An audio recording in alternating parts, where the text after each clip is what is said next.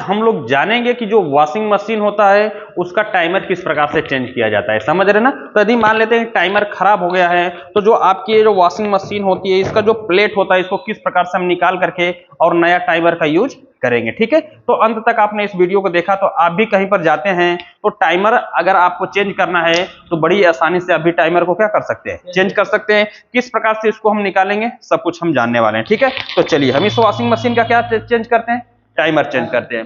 Timer को change करने से पहले यहां से पीछे जो इसका कवर रहा होगा, समझ रहे ना, जहां पर इसका क्या होगा, स्क्रू वगैरह जो रहे होंगे इनको हमें क्या करना होगा, खोल लेना होगा। ठीक है, इसको खोलने के बाद जब इस प्रकार से प्लेट क्या हो जाएगी, ऊपर की साइड में आ जाएगी। ठीक है, ऊपर की साइड में आ जाएगी तो हमें क्या करना होगा, इसकी जो ऊपर की नोब रहती है इसको हमें क्या करेंगे, निकाल लेंगे इस प्रकार से। देखिए अगर ये नहीं निकले तो यहां पर टेस्टर वगैरह डाल के भी आप क्या कर सकते हैं, निकाल सकते हैं। ऐसे हम निकाल लेंगे। देखिए ये हमारा क्या आ गया, बाहर की साइड में, यानी नोब क्या आ गई, बाहर आ गई। ठीक है, अब कुछ नहीं करना है, सिंपल सा होगा। इसको हम पीछे की साइड में करेंगे। जब पीछे की साइड में करेंगे अपना तो देखेंगे यहां पर कई स्क्रू दिख रहे हैं, यहां पर कई स्क्रू आपको दिखाई दे रहे हैं, 1 2 3 4। तो इसको हमें खोलना नहीं है। ठीक है, अब हमें क्या करना होगा, बीच में एक स्क्रू दिखा होगा टाइमर का, एक यहां पर स्क्रू मिल जाएगा और एक यहां पर स्क्रू मिल जाएगा। ठीक है, यदि यहां नहीं है तो एक ही स्क्रू लगा है तो इस चारों स्क्रू को हम नहीं खोलेंगे, नहीं तो पूरा प्लेट क्या हो जाएगा, बाहर आ जाएगा। हमें सिर्फ क्या करना होगा, एक स्क्रू खोलना होगा। सिर्फ कौन सा खोलेंगे, एक स्क्रू। देखिए अब यहां से हम स्क्रू ड्राइवर से ऐसे डाल करके एक स्क्रू को हम यहां से रिमूव करते हैं। देखिए ऐसे हमने क्या कर दिया, ऐसे हमने इसको खोल दिया। अब देखिए जब स्क्रू खुल जाएगा तो यहां पर लॉकर होगा, यहां पर क्या होगा, लॉकर होगा। ठीक है, इस लॉकर से जब निकालेंगे तो ये चीज क्या आ जाएगी, बाहर की साइड में ऐसे निकल आ जाएगी। देखिए अभी टाइमर हमारा क्या आ गया बाहर। स्क्रू को हम पकड़ लेते हैं, थोड़ा इधर रखेंगे और इसके बाद इसके जो तार जुड़े होंगे इनको हम इसके सेलेक्टर से उससे क्या करते हैं, निकाल लेते हैं। देखिए इस प्रकार से हमने क्या कर लिया, निकाल लिया। और नीचे जो वायरिंग लगी थी सब कुछ हम छुड़ा लेंगे। अब आपका टाइमर क्या आ गया, बाहर आ गया। आपका टाइमर क्या आ गया, बाहर आ गया। ठीक है, अब हमें इसके अंदर क्या करना है, नया वाला टाइमर लगाना है, समझ रहे ना। अब इसके अंदर हमें क्या करना है, दूसरा नया वाला टाइमर लगाना है। तो इसको लगाने के लिए सिंपल से जैसे हमने खोला था वैसे लगा देंगे। अब ऐसे करके देखिए ऐसे रखेंगे, टाइमर का ई वाला पॉइंट कहां जाएगा, नीचे जाएगा और इस लॉकर में इस पॉइंट को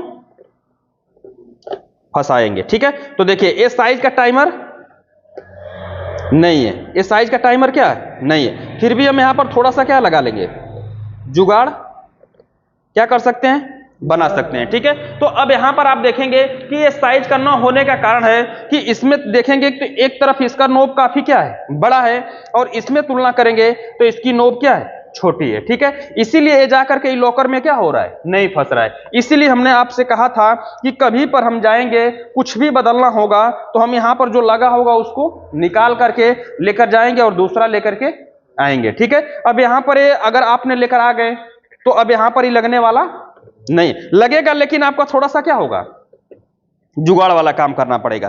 क्या करना पड़ेगा, जुगाड़ वाला काम। ठीक है, क्योंकि यहां से अगर कोई ऊपर से दबा देगा तो ये क्या हो सकता है, निकल सकता है और ये लॉकर में जाकर के फंस जाएगा तो उधर से दबेगा भी तो निकलने वाला नहीं है। ठीक है, तो इस प्रकार से आपने इसको निकाल लिया। तो कहीं पर भी जाएं तो आप इस चीज का ध्यान रखें कि जो टाइमर रहेगा हमें उसी साइज का सब कुछ क्या करना है, लेना है। अब यहां पर स्क्रू को हम लगा करके देखिए, यहां पर स्क्रू लगाएंगे और इसको टाइट कर देंगे अच्छे प्रकार से। देखिए स्क्रू क्या हो चुका है, टाइट हो चुका है। अब यहां पर आपका पूरा टाइमर लग चुका है। अब यहां पर आपका जो नोब होगा, जो क्या होगी, नोब होगी, उसको हम यहां पर बैठाने का कोशिश करेंगे। जब नोब लगाएंगे ना तो इसमें भी थोड़ा अच्छे से बैठने के चांसेस तो लगता है कम रहेगा।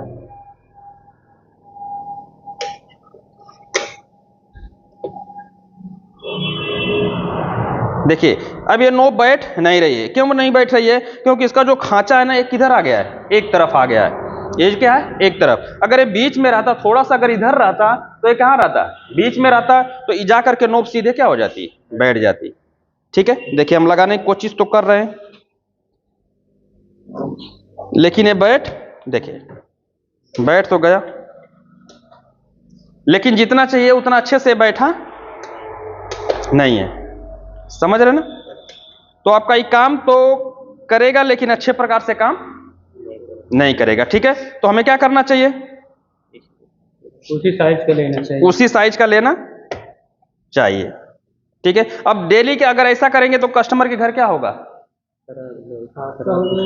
हादसा नहीं होगा। वो डेली ये नोब क्या कर देगा? निकालेगा, लगाएगा, निकालेगा, तो इसके नोब क्या हो सकती है? खराब हो सकती है। समझ रहे ना? तो इस प्रकार से वॉशिंग मशीन के, हाँ, इस करंट रहता है, छू जाए, हाँ, तो पानी जाने के क्या होते हैं? चांसेज होते हैं। ठीक है, तो इसीलिए जब भी हम वॉशिंग मशीन की किसी भी पार्ट को बदलेंगे तो जो साइज का रहेगा लेकर के जाएंगे और उसी साइज को लेकर के आएंगे। समझ रहे ना? तो ये भी आपको आज क्या चल गया? पता चल गया। ये छोटी सी चीज है लेकिन ये बड़ा काम है। ये क्या है? बड़ा काम है। ठीक है, हाँ, कि इसको लेकर के आप इसका काम कर सकते हैं। ठीक है, तो आपने देख लिया कि यहाँ पर क्या सावधानी होती है टाइमर को बदलते वक्त, किस चीज का ध्यान रखा जाता है, कैसे बदला जाता है, सब कुछ यहाँ पर हमने बता दिया है। ठीक है, तो इस वीडियो से संबंधित कोई भी सवाल और सुझाव होगा कमेंट बॉक्स में जरूर लिखिएगा। वीडियो देखने के लिए बहुत बहुत धन्यवाद।